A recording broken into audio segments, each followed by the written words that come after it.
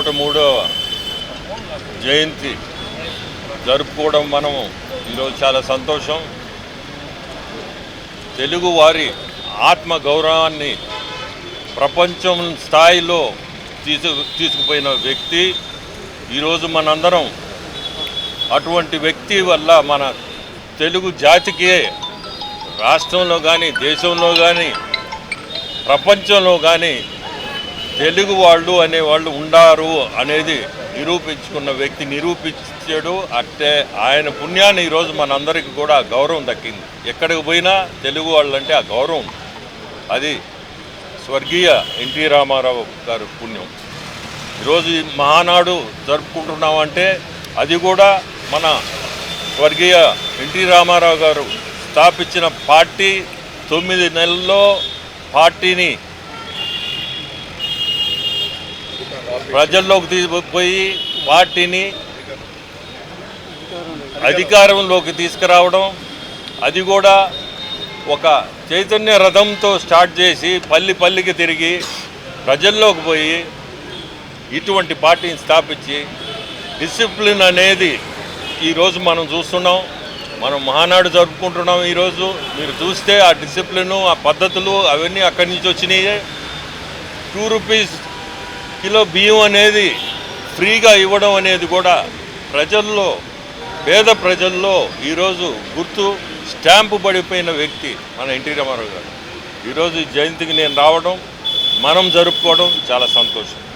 ప్రజలే దేవుళ్ళు, సమాజమే దేవాలయం అనేటువంటి ఒక నినాదంతో తెలుగుదేశం పార్టీని స్థాపించి నేను కమ్యూనిస్టుని కాదు, సోషలిస్టుని కాదు, హ్యూమనిస్టుని అని చెప్పి దివంగత నందమూరి తారక రామారావు గారు ఆయన దేశంలో గతంలో ఎప్పుడూ లేని విధంగా సంక్షేమ కార్యక్రమాలు కానీ సామాజిక న్యాయాన్ని కానీ చేసినటువంటి ఒక మహనీయుడు, మహానాయకుడు నందమూరి తారక రామారావు గారు.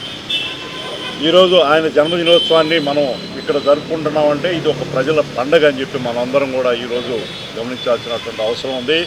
అన్న గౌరవ లోక్సభ సభ్యులు వేమిరెడ్డి ప్రభాకర్ రెడ్డి గారు చెప్పినట్టుగా పేదలకు పట్టిన అన్నం పెట్టలేనటువంటి ప్రభుత్వాలు కాదని చెప్పి 2 రూపాయలకే బియ్యాన్ని ఆ రోజు అందజేసినటువంటి మహనీయుడు.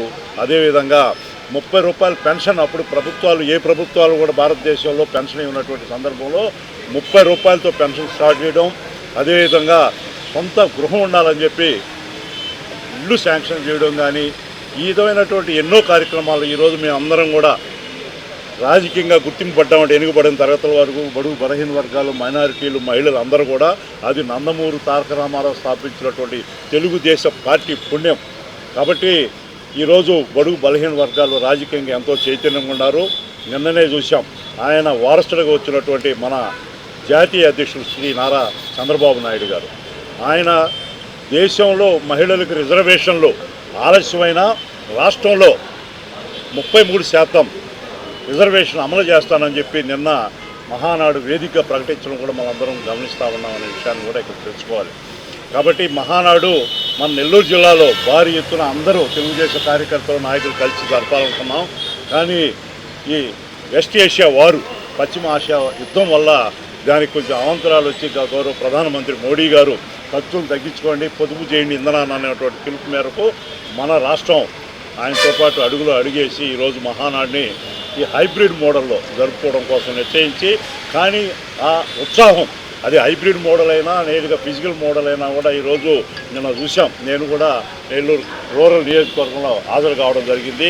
సోదరుడు కోటమిరెడ్డి శ్రీధర్ రెడ్డి గారు, అందరం కూడా కుమ్మి లక్ష్మీనాయుడు గారు, అజీజ్ గారు అందరం కలిపి అక్కడ అటెండ్ కావడం, నూతన ఉత్సాహంతో ఈరోజు తెలుగుదేశం పార్టీ ముందుకు పోతున్నటువంటి పరిస్థితుల్లో ఈరోజు మనం అందరం కూడా తెలుగుదేశం పార్టీని, అదేవిధంగా ఈరోజు నారా లోకేష్ బాబు గారు ఆయన వర్కింగ్ ప్రెసిడెంట్గా ఆయన ఆధ్వర్యంలో చంద్రబాబు నాయుడు గారి యొక్క జాతీయ అధ్యక్షుల వారి సూచనల మేరకు ఇంకా తెలుగుదేశం పార్టీని ముందుకు తీసుకోపోవాలా, యువతకి ప్రాధాన్యత పెరుగుతుంది, ఆయన ఆధ్వర్యంలో మహిళకి ప్రాధాన్యత పెరుగుతున్నటువంటి విషయాలన్నీ కూడా మనం చూస్తూ ఉన్నాం. కాబట్టి ఈ మచ్చుకు మాత్రమే ఈ మహానాడు సందర్భం ఈరోజు ఇంకా ఎన్నో తీర్మానాలు చేయబోతూ ఉన్నారు. ఆ తీర్మానాలు అందరూ కూడా మన అందరం కూడా తెలుగుదేశం కార్యకర్తలందరం కూడా గమనించి నందమూరి తారక రామారావు ఆశయాల్ని ముందుకు తీసుకోపోవడానికి మన అందరం కృషి చేయాలని చెప్పి తెలుగుదేశం కుటుంబ సభ్యులందరినీ ప్రజలందరూ కోరుకుంటూ సెలవు.